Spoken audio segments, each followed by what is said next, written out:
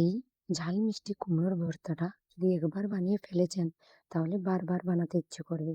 চটজলদি হয়েও যায় আর খেতেও হয় দুর্দান্ত। প্রথমে একটি কড়াই নিয়ে কড়াইটাকে ভালো করে গরম করে নিতে হবে। এরপর এর মধ্যে সরিষার তেল নিয়ে নিতে হবে। সরিষার তেলটা একটু গরম হয়ে গেলেই এর মধ্যে দিয়ে দিতে হবে রসুন। আমি 10 থেকে 15 কোয়া রসুন নিচ্ছি। আপনারা আপনাদের মতো নিতে পারেন। আমার রসুন খুবই পছন্দ, তাই আমি বেশি করেই নিচ্ছি। এরপর এটাকে ভালো করে নাড়িয়ে চাড়িয়ে লাল হওয়া অবধি ভেজে নিতে হবে, যাতে রসুনটা একটু সিদ্ধ হয়ে যায়। দেখবেন যাতে পুড়ে না যায়, পুড়ে গেলে স্বাদটা ভালো হবে না।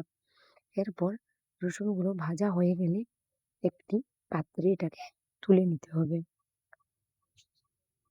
রসুনটা দিলে এর স্বাদটা খুব ভালো হয়, কারণ রসুনে একটা ভালো ফ্লেভার থাকে। এরপর এই কড়াইয়ের মধ্যে দুটো কাঁচা লঙ্কা নিয়ে নিয়েছি। আপনারা চাইলে শুকনো লঙ্কাও নিতে পারেন। আমার বাড়িতে শুকনো লঙ্কা কেউ পছন্দ করে না, তাই আমি নিইও না। কারণ ডাক্তার বাবাকে না বলেছে শুকনো লঙ্কা খেতে। শুক লঙ্কাটাকে ভালো করে ভেজে নিয়ে এটাকেও তুলে নিতে হবে। এরপর ওই কড়াইতেই পেঁয়াজগুলো দিয়ে দিতে হবে। আমার কড়াইয়ের মধ্যে তেল ছিল, তাই আমি এক্সট্রা নিইনি। আপনাদের যদি মনে হয় আপনারা একটু তেল নিতে পারেন। এরপর পেঁয়াজের মধ্যে একটু লবণ দিয়ে এটিকে ভালো করে ভেজে নিতে হবে। গোল্ডেন ব্রাউন হওয়ার আগে এটাকে নামিয়ে নেবেন।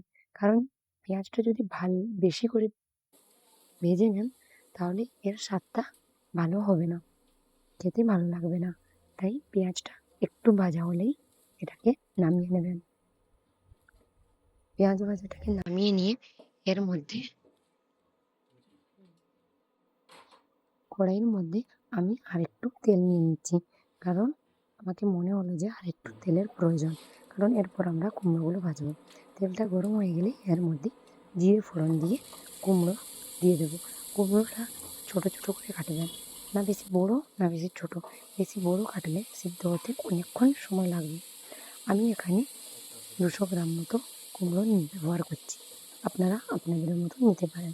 এরপর কুমড়োটা তেলের মধ্যে দিয়ে ভালো করে নাড়িয়ে চাড়িয়ে মিশিয়ে নিয়ে ভাজা ভাজা করে এর মধ্যে দিয়ে দিতে হবে লবণ। লবণটা দিলে কুমড়োটা জলদি সিদ্ধ হয়ে যাবে। আপনারা আন্দাজ মতো লবণ নিয়ে নেবেন। এরপর এর মধ্যে দিয়ে নেবেন আন্দাজ মতো হলুদ। হলুদটা একটুখানি দেবেন, বেশি দিলে কিন্তু একটা হলদে হলদে গন্ধ হতে পারে। এরপর এটাকে ভালো করে নাড়িয়ে নিয়ে ফ্লেমটা হাই করে দেবেন, কারণ কুমড়োটা সিদ্ধ হতে একটু সময় লাগবে। কুমড়োটা সিদ্ধ করার জন্য এর মধ্যে একটুখানি জল দিয়ে দেবেন, যাতে এটা ভালো করে সিদ্ধ হয়ে যায়। সিদ্ধ না হলে মাখাতে পরে প্রবলেম হবে। এরপর এটাকে ঢেকে 5 মিনিট মতো সিদ্ধ করে নিতে হবে। ঢেকে আপনারা দেখবেন মাঝখানে মাঝখানে একটু নাড়িয়ে চাড়িয়ে নেবেন, না হলে নিচ থেকে লেগে যেতে পারে। যখন এটাকে ঢাকা দিয়ে দেবেন তখন ফ্লেমটা লো করে দেবেন, কারণ হাই ফ্লেম থাকলে কুমড়োটা ভিতর থেকে সিদ্ধ হবে না। তারপরে এই দেখুন আমি একবার খুলেছিলাম, আমার মনে হয়েছিল হয়নি, আমি ফ্লেমটা বন্ধ করে দিয়েছিলাম কিন্তু হয়নি। তারপর আরেকবার ফ্লেমটাকে জ্বালিয়ে আর একটু সিদ্ধ করে নিয়েছি। দেখুন ঠিক এইভাবে হতে হবে।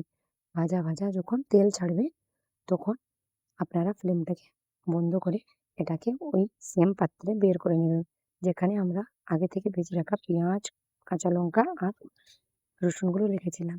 ওটাকে 5 মিনিট মতো রেখে ভালো করে ঠান্ডা করবেন, নাহলে কিন্তু মাখতেও সুবিধা হবে। এরপর হাত দিয়ে এটাকে ভালো করে চটকে চটকে মেখে নিতে হবে। যত ভালো করে মাখবেন এর স্বাদটা তত বেশি হবে, তাই ভালো করেই মাখবেন। আর আমরা বাঙালি, হাতে না মাখলে কি টেস্ট আছে? তাই হাতেই মাখছি। আপনারা চাইলে অন্য কিছু দিয়েও মাখতে পারেন।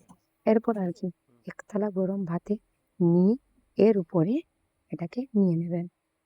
তারপর একটা কাঁচা লঙ্কা নিয়ে নিয়েছি, ভর্তায় যেটা ছিল ওইটাকে। বিশ্বাস করুন এটা খেতে এত যে দুর্দান্ত হয়, একবার খেলে বারবার খেতে ইচ্ছে করবে।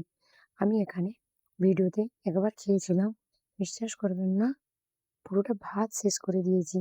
বাড়িতে আর অনেক কিছু রান্না হয়েছিল, কিন্তু সেটা দিয়ে আমি খাইনি। বাড়ির সবাই আঙুল চেটে খেয়েছে, বলেছে এত যে দুর্দান্ত স্বাদের হয়েছে, একবার বানিয়ে দেখবেন।